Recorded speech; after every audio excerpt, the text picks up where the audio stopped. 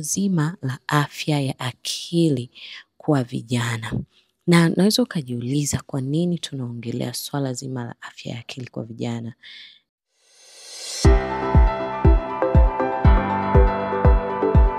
Hai rafiki, mambo vipi?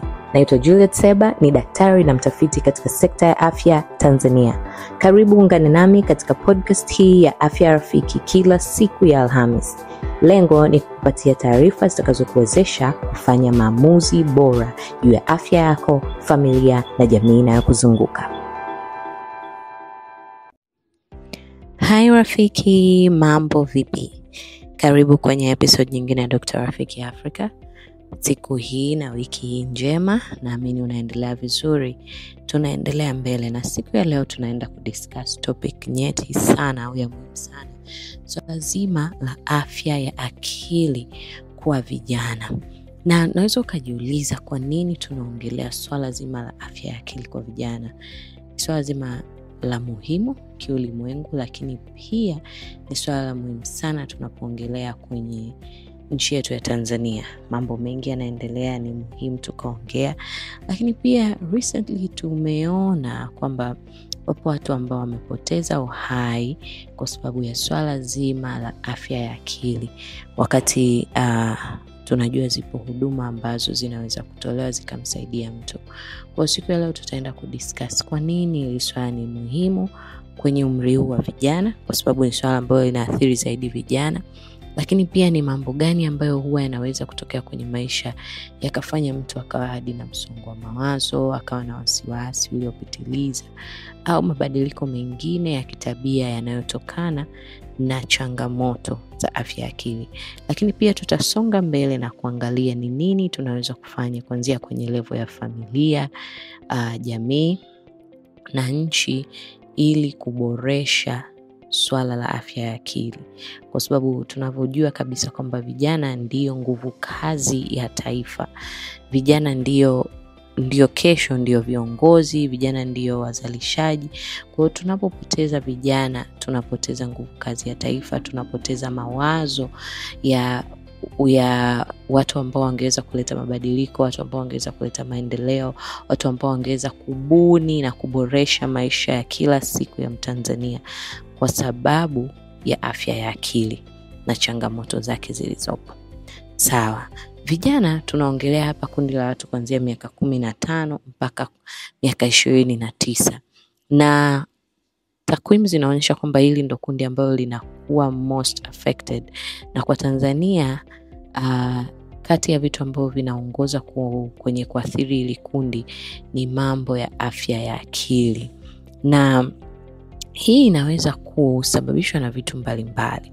Ikileta athari kwenye familia, inaleta athari kwenye jamii, kwenye uzalishaji, kwenye nchi kama tulivyosema, vyote vinaathiriwa kwa sababu vijana hawa ndio kina baba, ndio kina mama, ndio kina kaka na dada ambao wanategemewa, ndio mameneja, mabosi, ndio wafanya biashara.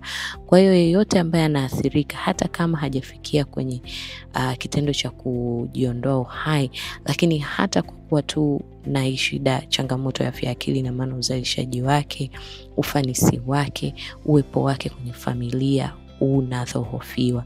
Na kwa sababu hiyo ni muhimu kuongelea hili kundi. Tukianza kusema kwa nini linaathirika zaidi, kwanza tukumbushane kwamba kwenye hii miaka 15 mpaka 29 ni kundi ambalo mabadiliko mengi ya kimaisha yanatokea, transition kubwa, kuanzia shuleni kutoka daraja moja kwenda jingine.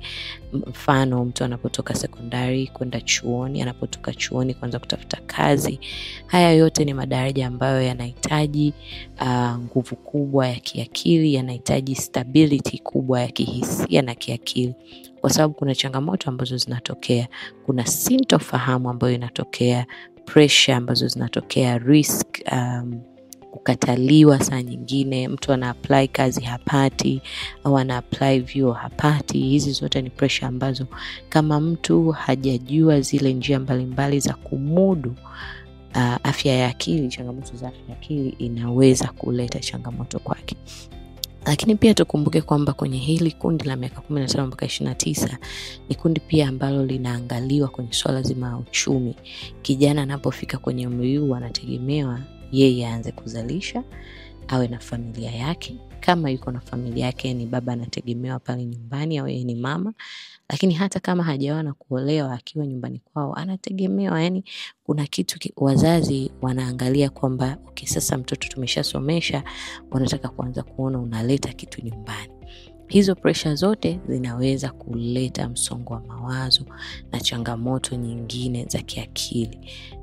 Kukosa ajira, inaleta frustrations, inaleta kukosa tumaini kwenye hicho kipindi cha miaka 15 mpaka 29. Lakini jambo jingine pia ambalo nimeshaligusia ni zile pressure ambazo ziko kwenye jamii na kwenye familia. Vitu kama expectations ambazo wazazi au jamii inakuwa nayo kwa huyu kijana, kama hazijafikiwa zinaweza kuleta msongo wa mawazo. Na wengi wetu tumepitia kwenye hiyo stage. Hata mimi nimepita hapo, kwamba umemaliza shule, sasa unategemea upate kazi, upate ajira, au ujitegemee au uanze kuleta kitu nyumbani, na inafika sehemu kwamba kiuchumi hauwezi kufanya hivyo. Inasumbua, inavunja moyo, na saa nyingine inaweza hata kuathiri jinsi ambavyo mtu anajiona binafsi. Yani ile self image yake ikawa imeathiriwa, akajiona kama ni mtu ambaye hafai. Yote hivi vinaathiri afya ya akili ya mtu. Hatusemi kwamba hizi changamoto hazipo, lakini cha muhimu sana ni watu kujua kwamba hivi ni vitu vya kawaida kwenye hizi stage za maisha, na watu kujua mbinu gani au njia gani wanaweza wakazitumia kwenye kudhibiti msongo wa mawazo na changamoto nyingine zinazoweza kutokea kwenye afya ya akili katika kipindi hicho. Kitu kingine ambacho kinaathiri hili kundi kwenye huo umri na kuwafanya wao wawe kwenye hatari zaidi kwenye swala zima la afya ya akili ni unyanyapaa uliopo kwenye swala zima la afya ya akili. Mfano, tunajua kwamba kwenye jamii zetu wanaume wako expected kuwa na nguvu, kuonyesha uimara na uthabiti muda wote. Ni jambo zuri, lakini jambo hili likienda mbele bila mipaka ni jambo ambalo linaweza kuathiri wanaume, kwa sababu sasa hivi tunaona kwamba hata kwenye swala zima la kutafuta msaada wa kiakili, kwamba mtu labda ana msongo wa mawazo, atafute mtu wa kuongea naye, inakuwa ngumu kwa wanaume kufanya hivyo, kwa sababu tu ya ile tamaduni ambayo tayari iko kwenye jamii, kwamba mwanaume akiongea akasema yeye anajisikia sijui kuchoka, anajisikia kuumia moyoni, anaonekana kama yeye ni mtu dhaifu. Kwa hiyo unyanyapaa uliopo pia kwenye jamii kwenye swala zima la afya ya akili unachangia hili kundi la vijana miaka 15 mpaka 29 kuathiriwa zaidi na changamoto za afya ya akili. Kitu kingine ambacho kinaathiri hili kundi ni swala zima la miundombinu, changamoto au gaps ambazo ziko kwenye miundombinu na uelewa wa mambo ya afya ya akili. Tukiongea miundombinu ni kama mfano jinsi ambavyo mtu akifika hospitalini anafikiria kwamba nikisema naenda hospitalini kuonana na daktari wa afya ya akili, kuanzia pale reception hapo, unataka kuonana na nani? Nikisema naenda kuonana na daktari wa afya ya akili, mtu anaona kuna namna nitaangaliwa. Sasa kama mfano ni kituo cha afya kidogo kwenye hizi communities ambazo unakuta ni ndogo, kila mtu anafahamu fulani, mtu anaona yani inakuwa issue. Kwa hiyo hapa inakuja kwenye lile swala la uhitaji wa kitengo cha afya ya akili kuwa sehemu ya zile huduma rafiki za vijana, youth friendly services. Kwenye swala zima la afya ya uzazi tumeona imekuwa na mwitikio mkubwa na imeonyesha positive effect. Imeonyesha matokeo mazuri kwenye vijana kutafuta au kufuata huduma za afya ya uzazi. Lakini inapokuja kwenye swala la afya ya akili bado tuna gap hapo, kwamba vijana katika umri huu bado hichi kitu kinaonekana kina unyanyapaa. Kwa sababu kina unyanyapaa, mtu anakuambia yani kama ningeweza kwenda kumuona daktari bila watu kujua ningeenda. lakini mimi sasa hivi mimi nafanya kazi sehemu fulani, labda let's say ofisi ndio inalipa insurance. Sasa ofisi nzima itajua mimi kwa HR, watoto wanajua mimi naenda kuonana na psychologist. Kwa hiyo watoto wanajua mimi na shida. Watoto watajua mimi naenda kuonana na daktari wa afya ya akili, kwa hiyo mimi na changamoto. Kwa hiyo uwepo wa huduma ambazo ni youth friendly services, na mimi unaweza ukaongeza nafasi au tayari wa watu kufuata hizi huduma kwa sababu ya ule usiri uliopo. Lakini swala lazima pia la stigma linaleta changamoto, kwa sababu mfano kama mtu anaenda clinic alafu anaonekana anaenda kwenye foleni ya kwenda kwa daktari wa afya ya akili. Hapa kumbuka tunaongea swala zima la miundombinu na uelewa uliopo kwenye jamii. Kwamba uelewa bado ni mdogo, bado swala la afya ya akili linaonekana ni swala lenye unyanyapaa, na kwa sababu hiyo miundombinu iliyopo inaweza ikafanya watu wasiwe tayari kutafuta msaada. Hapo sasa ni swala zima la kuangalia kuanzia kwenye level ya vituo vya afya, lakini pia hata mashuleni, kwenye taasisi, miundombinu au zile processes zinafanyikaje in such a way mtu awe huru kwenda kupata huduma za afya ya akili. Sawa. Kumbuka hapo tulikuwa tunaongelea ni kwa nini hili kundi liko kwenye changamoto zaidi liko kwenye hatari zaidi ya kupata changamoto za afya ya akili. Tumeongelea swala zima la uchumi, tumeongelea swala zima kwamba ni age ambayo watu wanabadilika kutoka stage moja kwenda nyingine. Tumeongelea pressures zilizoko kwenye familia na jamii. Tumeongelea swala la unyanyapaa, lakini pia swala la miundombinu. Sasa tupige hatua mbele. Ni vitu gani sasa tunaweza tukafanya ili kudhibiti au kuboresha afya ya akili, kudhibiti matatizo na kuboresha afya ya akili, na hatimaye hata tupunguze hivi matukio ambayo yanatokea watu kupoteza uhai kwa sababu ya changamoto hizo. Mojawapo ni tuongeze upatikanaji wa huduma za afya ya akili. Na tunaposema huduma, yani sio tu kwamba ile mtu ameumwa sasa ameenda hospitali, no. Afya ya akili inahusisha mazingira ya kila siku ya mtu. Kwa hiyo tunaposema kwamba kuboresha upatikanaji wa support kwenye swala zima afya ya akili inaanza kwenye ngazi ya familia. Je, katika ngazi ya familia wazazi wanauelewa wa kutosha kuweza kugundua symptoms mbalimbali ambazo zinaweza kuwa viashiria kwamba watoto wao wana changamoto za afya ya akili? Wewe kama mzazi unaweza kujiuliza, je, unaweza kugundua kwamba mtoto wangu tabia yake ni hii, lakini sasa hivi naona kuna tabia fulani ambazo sio viashiria vizuri. Saa nyingine kwa sababu ya tamaduni tulizonazo, yani ni rahisi kusema kwamba ni kiburi chake tu bwana, siku hizi haongei na mtu, siku hizi anakaa chumbani, ni kiburi chake. Ni rahisi kusema hivyo, lakini kumbe inawezekana katika kipindi hicho yule mtoto kuna jambo anapitia shuleni linampa msongo wa mawazo, na kwa sababu hiyo ameanza ile tabia ya kutaka kukaa kwenye upweke. Kukaa kwenye upweke sio kwamba anataka, lakini ana mawazo, moyo wake umeshuka. Tayari kuna dalili fulani ambazo anazionyesha. Ana avoid kukaa na watu, hataki kula, hapati usingizi. Unaona tu yani mtoto hayuko sawa. Lakini kwenye ngazi ya familia sasa hapo, kwamba mzazi ni muhimu sana mzazi kuweza kujua kuwa karibu na kijana wako sasa anapokuwa katika umri huu. Ni kweli mabadiliko ya kimwili na kitabia yanatokea kwa vijana, mabadiliko katika umri wa balehe, lakini bado kuna nafasi ya mzazi wewe kama mzazi. Lakini pia siku hizi uzuri ni kwamba kuna semina za malezi. Kama mzazi unaweza kuchukua hatua kwenda kwenye semina za malezi. Jifunze jinsi ya kuendana na mtoto wako, mabadiliko yake ya kitabia. Usiseme tu ni kiburi, ni umri tu. Kuna mabadiliko yanayotokana na umri, lakini pia kuna mabadiliko ambayo yanaweza yakatokea kwenye maisha yake kwa sababu ya changamoto anazopitia kwenye umri huo. Na hii inaweza kuwa sababu kubwa kwamba sasa hivi wazazi wengi tuko makazini, tuko maofisini, ni rahisi kujisahau. unatoka asubuhi unarudi jioni, toka asubuhi unarudi jioni.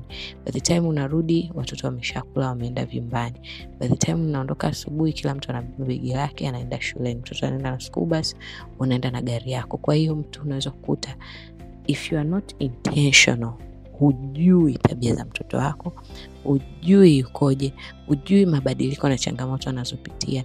Na kama haukujenga huu karibu toka mwanzoni huko akiwa mdogo, usitegemea akifika umri wa teen, usitegemee kwamba kama haukujenga huu rafiki akiwa mdogo, akija kufika ule umri wa balehe ataanza kuwa karibu nawe. Yani kwanza ndo anakuwa mbali. Kwa hiyo kuanza malezi, yani yale malezi ambayo yanakuwa intentional, kuanzia mtoto akiwa mdogo, kujenga urafiki, kujua tabia yake, kujua vitu gani anapenda, vitu gani hapendi. Hata akifika kwenye umri barehe, kuona mabadiliko anayopitia, lakini kuendelea kutunza ukaribu in such a way, hata zinapoanza sasa symptoms mbalimbali ambazo hazieleweki, wewe mzazi unakuwa mtu wa kwanza kuzinote kwa sababu uko karibu na mtoto. Watu au kundi la pili ambalo pia liko kwenye nafasi nzuri ya kutoa support ya mental health kwa umri huu ni mashule, kwa sababu vijana wengi bado wako sekondari, lakini pia vyuoni. Na siku hizi tunashukuru jitihada ambazo zinaendelea kuwepo kwa counselors kwenye shule, kuanzia huko shule za secondary schools tunaona kuna counselors, kuna watu ambao wanatoa ushauri na vyuoni. Now, kitu cha muhimu kingine ambacho kinakuja hapo, lile swala zima la miundombinu, upatikanaji wa hawa watu. Lakini pia je, hawa watu wako trained? Na tunaona kwamba ni watu ambao wanaweza kusimama kwenye hiyo nafasi, kwa sababu kumbuka pia huu ni umri ambao kijana akiwa judged, actually mtu yoyote akishakuja na changamoto ambayo inamsumbua na kukawa na judgment, hawezi kuendelea kuongea, ataendelea tu kusumbuliwa mwenyewe na kuumia mwenyewe. Kwa hiyo moja, uwepo wa counselors na referral systems kwa wale ambao hawako vizuri. Lakini mbili, uwepo wa safe spaces. Moja wapo ya njia ambazo baadhi ya taasisi wanazitumia kutengeneza safe space au mahali safe space, tunaweza kusema ni mahali salama ambapo mtu anaweza kuongea changamoto zake, ni uwepo wa peer-to-peer counseling groups au support groups, makundi ya vijana rika ambayo yanatoa ushauri kama support groups fani, kwamba kuna siku ambayo vijana wanakaa pamoja, kama ni zile mfano clubs za mashuleni, wanaweza kuongea kwamba nini afya ya akili ni nini, vitu gani vinaweza kutusababisha changamoto za afya ya akili, wakadiscuss zile ambazo ziko within their age group. Lakini baada hapo wakadiscuss njia gani wanaweza kufanya, wakatoa na mifano, mimi niliwahi kupitia hiki, nilifanya hiki, mimi niliwahi kupitia hapa, nilifanya hiki. Hizo zote zinawasaidia vijana kuvuka, na hasa wakiwa wanaongea wao kwa wao. Kwa sababu saa nyingine kijana akiwa anaongea, labda kijana wa miaka 15 alafu kila siku yeye anapewa counseling na mzee wa miaka 50 au 40, kuna jinsi unaona mzee haelewi, yani yuko outdated.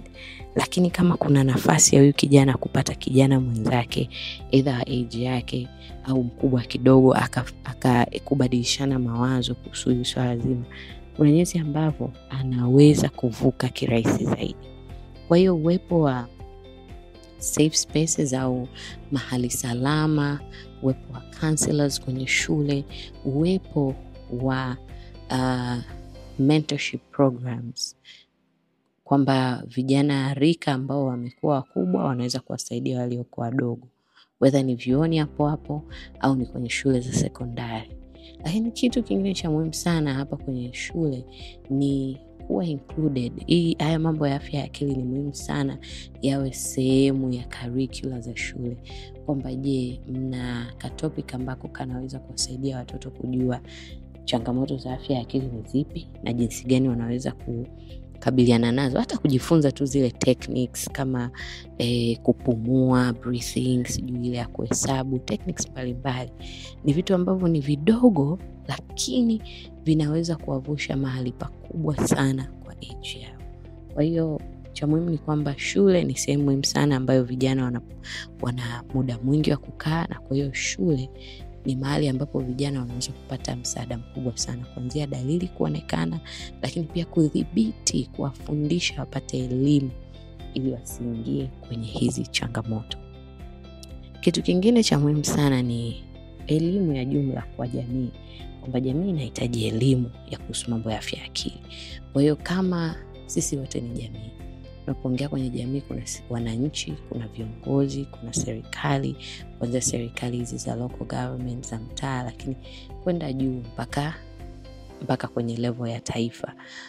Uwepo wa zile public campaign ambazo zinaongelea mambo ya afya ya akili, mambo ya mini stress, mambo ya depression, anxiety na mengineyo ni muhimu sana. Ni vitu vinafanyika, lakini tusiache. Na wewe kama kiongozi kwenye jamii yako, usiache kuongea na vijana. Wewe kama mzazi, usiache kuongea na vijana wako kwenye familia. Wewe kama mwenye taasisi, usiache kutengeneza campaign program za kuboresha uelewa. Uelewa ni muhimu kwa watoto au vijana, lakini uelewa ni muhimu kwa wazazi, na uelewa ni muhimu kwa jamii, kwa sababu sisi wote ni kama vile tunalindana. Watu wakiwa na uelewa kutosha, mtu akiwa na changamoto itakuwa rahisi kuiona na kumwambia tafuta msaada. Au hata akienda kutafuta msaada akaonekana, hata chekwa, hata fanya tangazo, kwa sababu wote tutajua kwamba hii ni hali ya kawaida. Ni kama malaria, ni kama TB, kwa hiyo mtu anaenda hospitalini anapata msaada. Njia nyingine ya muhimu sana ambayo tunahitaji kutumia kwenye kuaddress swala zima la afya ya akili ni swala la economic empowerment, au swala zima la uchumi, kwamba vijana wanahitaji kuinuliwa kiuchumi. Kwamba huyu kijana ambaye anamaliza shule, anatoka daraja moja kwenda jingine, anatafuta kazi, amefika umri wa kujitegemea, kuweza kuwa vizuri kiuchumi, inapunguza stress kwa sehemu kubwa.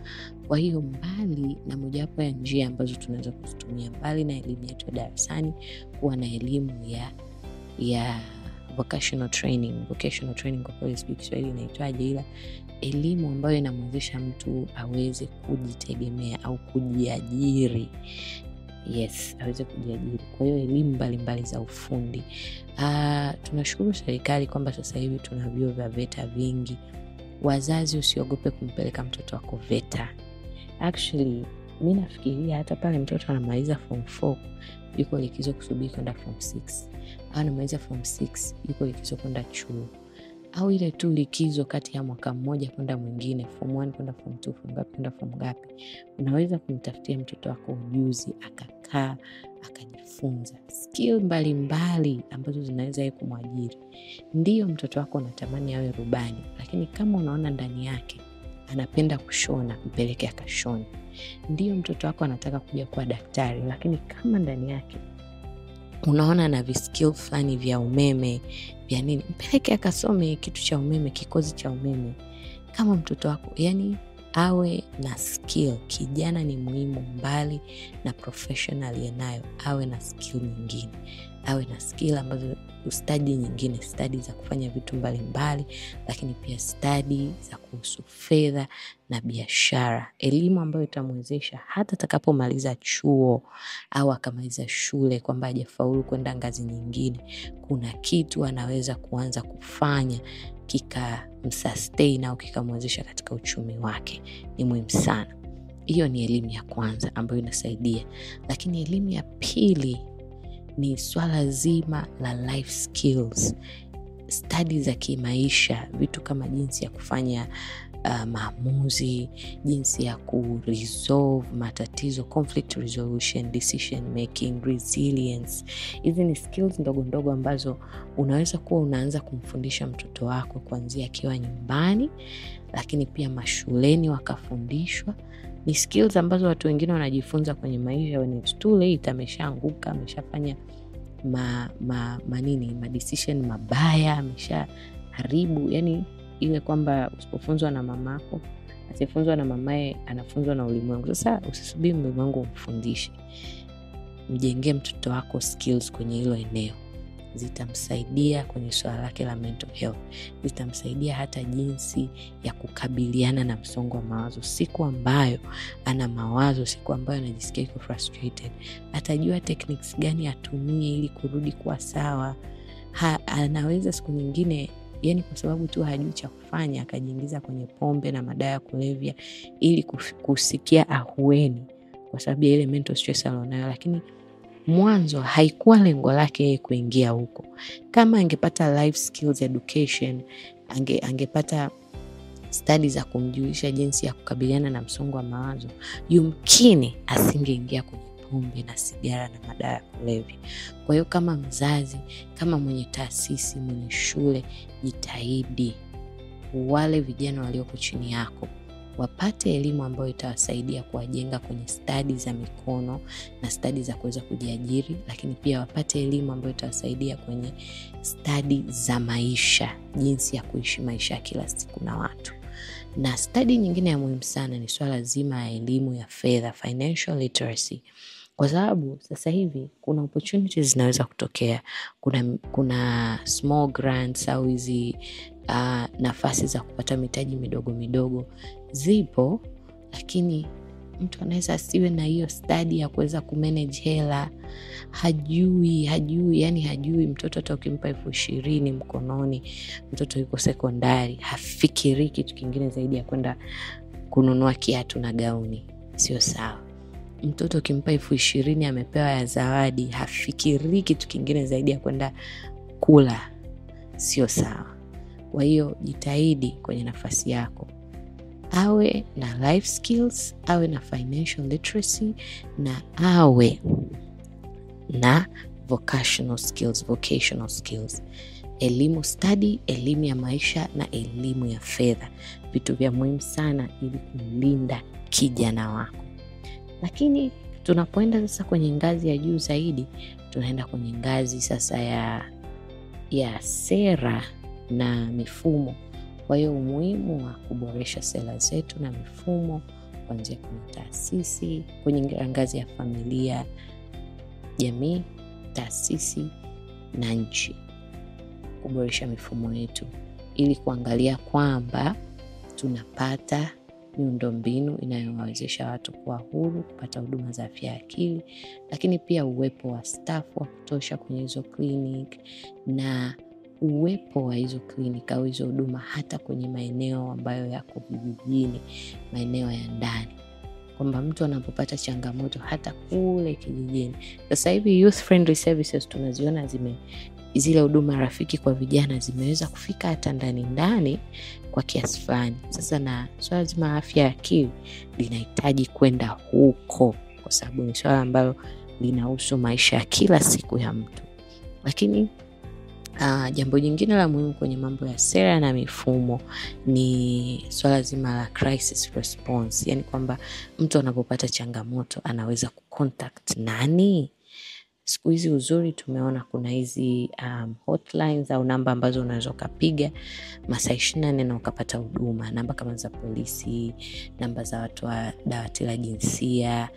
Hizo zote ni vitu vya muhimu kuwepo na vikajulikana, kwamba mtu akipitia changamoto, mfano kwa sababu kati ya vitu ambavyo vinaathiri afya ya akili kwa vijana wengi ni mambo ya ukatili wa kijinsia.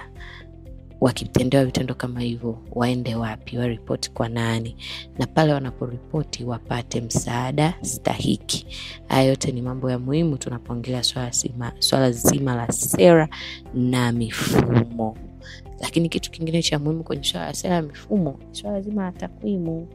Uwepo wa takwimu zinatuwezesha kujua jinsi gani sera zetu au mifumo yetu inafanya kazi, nini tuboreshe, nini tufanye ili hawa vijana, ili kundirika liwe salama zaidi.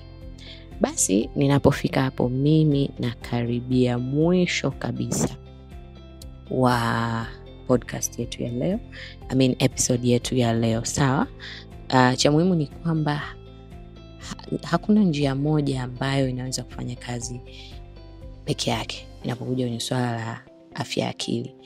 Jamii haiwezi kufanya kazi peke yake, mtu hawezi kufanya kazi peke yake, wala sera haziwezi kufanya kazi peke yake. Swala zima la afya ya akili ni swala ambalo linahitaji tunasemaga nini, multi sectorial approach. Linahitaji zaidi ya mtu mmoja, zaidi ya sekta moja ili kuliaddress, kwa sababu linahusu maisha na mazingira ya kila siku. Wewe huwezi peke yako, mimi siwezi peke yangu. Serikali haiwezi peke yake, wala taasisi haziwezi peke yake. Wote, kila mmoja ana nafasi ya kufanya, kuanzia mtu individual, lakini familia, taasisi, jamii, mpaka serikali. Kwa hiyo umoja wetu ndio unaotuwezesha kupata matokeo mazuri zaidi, kudhibiti athari zinazotokana na afya ya akili isiposhughulikiwa, lakini pia kuboresha mazingira ambayo yatakuwa supportive watu kupata huduma za afya ya akili. Ni watie moyo vijana, wazazi, walimu kuongea kwa uwazi, lakini pia kuvunja ukimya uliopo kwenye swala zima la afya ya akili. Kuvunja ukimya. Tuwe na nafasi za kuongea, whether ni kwenye taasisi zetu, kwenye familia zetu. Tuwe na nafasi za kuweza kuongea kwa uwazi, lakini pia kuweza kupata msaada pale ambapo mtu anahitaji. Na wewe kama ni NGO, wewe kama ni huduma ambayo unatoa kwa habari ya afya ya akili, unaweza pia kujitangaza, share nafasi ambayo uko nayo ili watu wengine wajue. Baada ya episode hii nakaribisha watu ambao NGOs, mental health services, hotlines, mnaweza kuwasiliana kwa email yetu ya drrafikiafrica@gmail.com, na tutafurahi kuweza kushare contact zenu. Hata kama wewe ni expert kwenye eneo hili, counselor, psychologist, unaweza kushare na sisi contact zako. Tutafurahi kushare ili kuweza kuwasaidia watu wengi zaidi kupata msaada. Asante sana. Bye Rafiki.